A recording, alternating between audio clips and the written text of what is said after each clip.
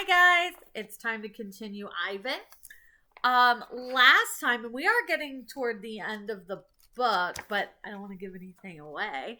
Um, Last time the billboard of Ivan's paintings went up, and they were starting to get some calls about taking pictures and things like that. So, a star again.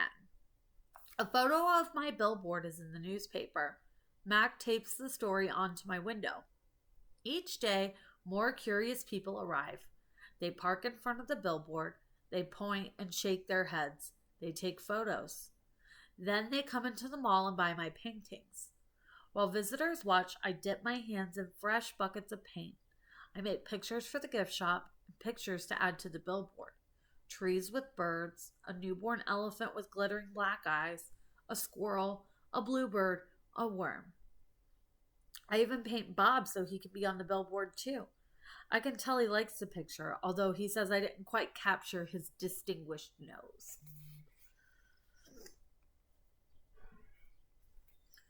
Every afternoon, Mac and George add my new pictures to the billboard. People slow their cars while they work. Drivers honk and wave.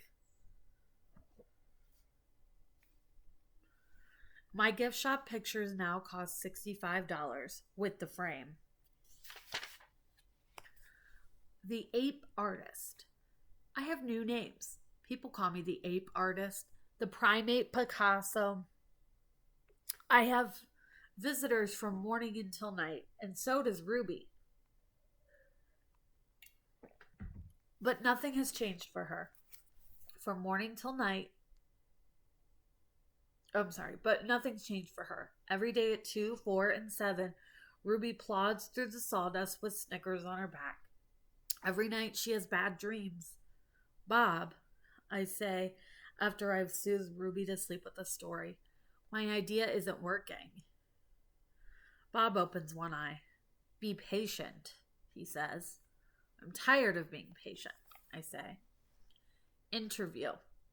This evening, a man and a woman come to interview Mac and also George and Julia.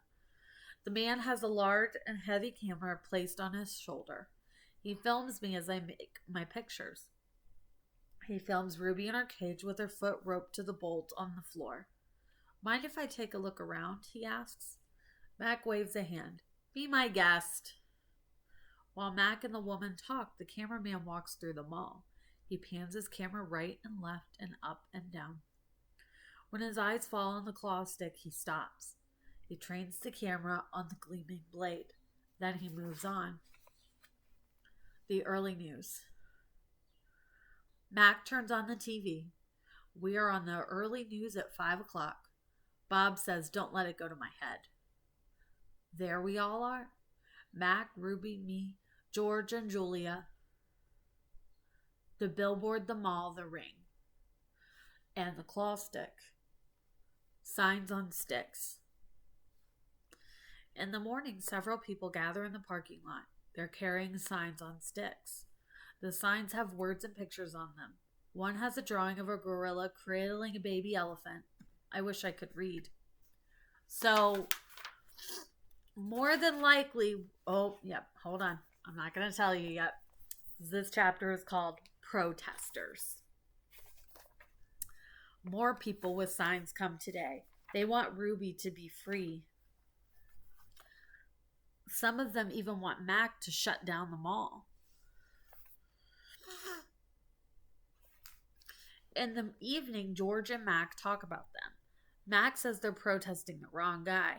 He says they're going to ruin everything. He says, thanks for nothing, George. Mac stomps off. George, holding his mop, watches him leave. He rubs his eyes. He looks worried. Dad, Julia says, looking up from her homework. You know what my favorite sign was? George asks. Which one? The one that said, elephants are people too. George gives her a tired smile. He goes back to work. His mop moves across the empty food court like a giant brush, painting a picture no one will ever see.